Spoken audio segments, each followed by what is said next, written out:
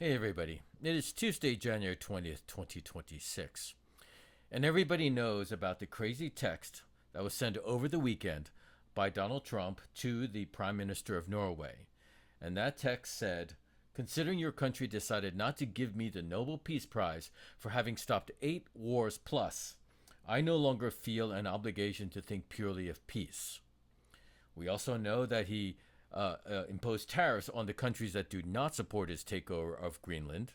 We now have the situation that has been unthinkable in almost every American administration, that the Europeans are now sending troops and military forces to Greenland, doing exercises in preparation for a possible military move by the United States. It's going to take some time to figure out how this works out because they're all in Davos this week and they're talking to see what can be done. So we'll have to wait a bit.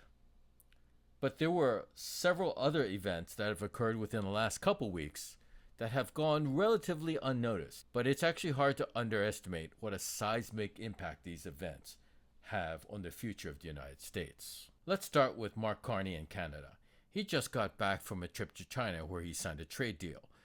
The specifics actually don't matter that much. What matters is that Canada sends 70% of its exports to the United States.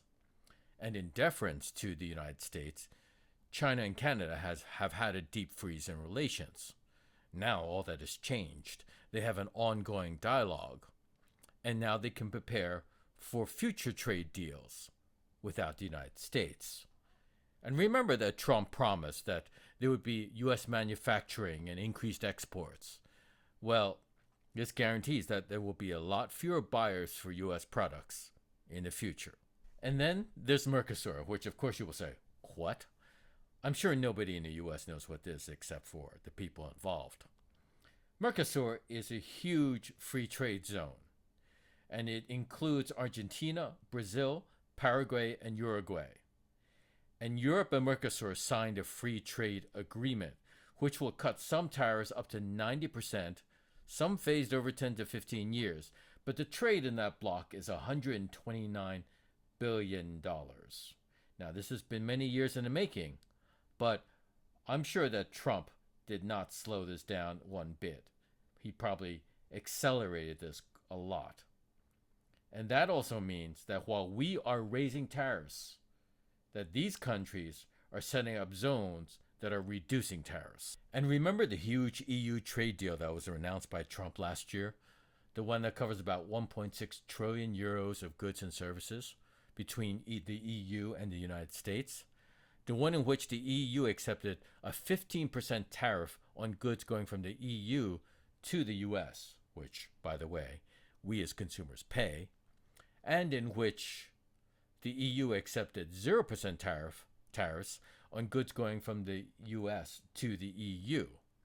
The one that Trump claimed was a big victory. Well, that is now on hold because Trump had added the 10% tariff on countries that sent military forces to Greenland for exercises this week, and also said that those tariffs will increase to 25% if a deal on Greenland was not reached by then. So now, not only has Trump tanked his own trade deal, but Europeans have learned that appeasement, which that deal was, which they bent over backwards to do, to appease Trump, well, appeasement might just be useless. And let's add this.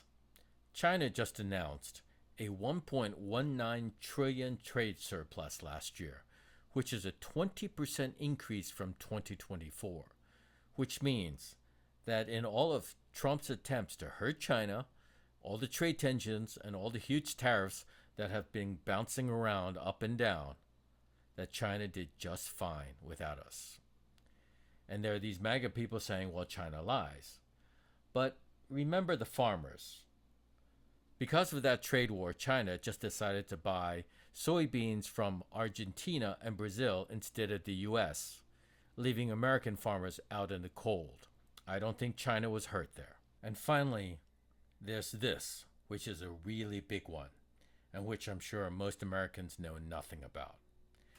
It's BRICS, which is a non-US dollar trading bloc, and it's comprised of countries like Brazil, Russia, India, China, South Africa, and new members like Iran, UAE, Egypt, and Ethiopia.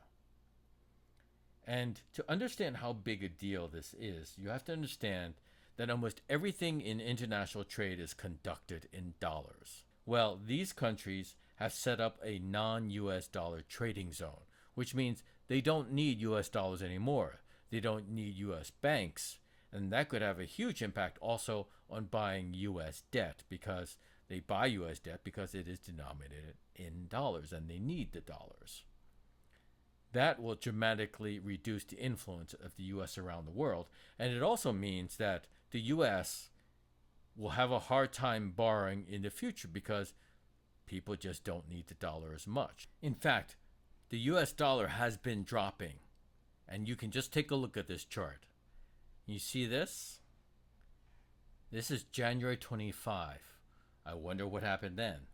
Oh yes, Trump came into office. You see this big drop? Thank you, President Trump. In 1941, Henry Luce declared the American century. He said that if America came out of its isolationist shell, then we could bring forth to the world a century of peace and prosperity. And he was right. His vision came to be true. And although there have been major conflicts, we have not had another world war. The world grew and prospered, communism was defeated, the world was safe, and so many countries have modernized and become players on the world stage.